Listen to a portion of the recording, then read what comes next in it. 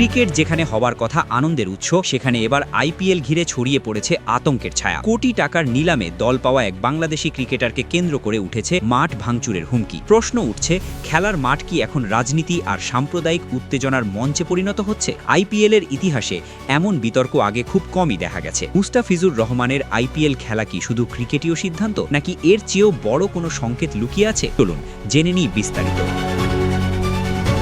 আইপিএলের পরবর্তী আসরে একমাত্র বাংলাদেশি ক্রিকেটার হিসেবে খেলতে যাচ্ছেন মুস্তাফিজুর রহমান। 9 কোটি 20 লাখ রুপির বড় অঙ্কে তাকে দলে নিয়েছে কলকাতা নাইট রাইডার্স। মার্চের শেষ দিকে শুরু হয়ে প্রায় 2 মাস ধরে চলবে বিশ্বের সবচেয়ে জমজমাট ফ্র্যাঞ্চাইজি লিগ। কিন্তু টুর্নামেন্ট শুরুর অনেক আগেই অস্বাস্থ্যকর এক ঘটনায় শিরোনামে উঠে এসেছে আইপিএল। ভারতের মধ্যপ্রদেশের উজ্জয়িনী শহরের কয়েকজন ধর্মীয় নেতা হুমকি দিয়েছেন, মুস্তাফিজকে মাঠে খেলতে নামালে তারা মাঠে ঢুকে ভাঙচুর চালাবেন। এই হুমকি ঘিরে ভারতীয় ক্রিকেট মহলে শুরু হয়েছে তীব্র আলোচনা ও উদ্বেগ। সামাজিক যোগাযোগ মাধ্যমে কেউ কেউ কলকাতা নাইট রাইডার্স বয়কটের ডাকও দিয়েছে। ভারতীয় সংবাদ মাধ্যম নিউজ 18-এর বরাতে জানা গেছে, উজ্জয়িনীর ঋণ মুক্তেশ্বর মহাদেব মন্দিরের প্রধান উপাসক মহাবীর নাথ এই হুমকি দিয়েছে। তার বক্তব্য অনুযায়ী বাংলাদেশি সাম্প্রতিক সহিংস ঘটনার প্রতিবাদ হিসেবেই তারা এমন অবস্থান নিয়েছেন। তিনি বলেন, বাংলাদেশি খেলোয়াড়কে নিয়ে ম্যাচ হতে দেওয়া হবে না, তপস্বী যোদ্ধারা মাঠে ঢুকে ভাঙচুর চালাবেন। এই হুমকির পেছনে যে প্রেক্ষাপট তৈরি হয়েছে সেটিও কম গুরুতর নয়। গত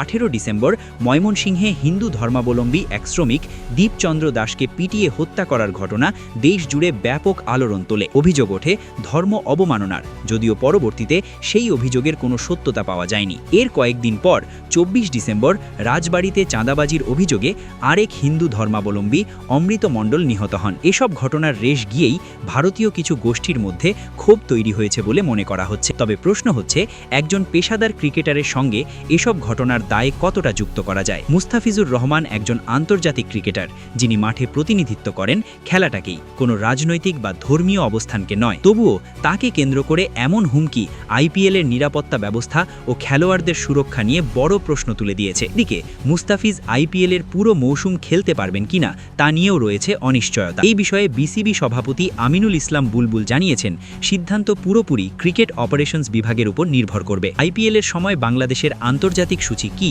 কোথায় মুস্তাফিজকে বেশি প্রয়োজন, সবকিছু বিবেচনা করেই চূড়ান্ত সিদ্ধান্ত নেওয়া হবে। বিসিবির ক্রিকেট অপারেশনস কমিটির চেয়ারম্যান নাজমুল আবেদিন ফাহিম আরও স্পষ্ট করে বলেছেন, আগামী এপ্রিলে নিউজিল্যান্ডের বিপক্ষে বাংলাদেশের সীমিত ওভারের সিরিজ রয়েছে। ওই সিরিজে 3টি ওয়ানডে ও 3টি টি20 ম্যাচ খেলবে বাংলাদেশ।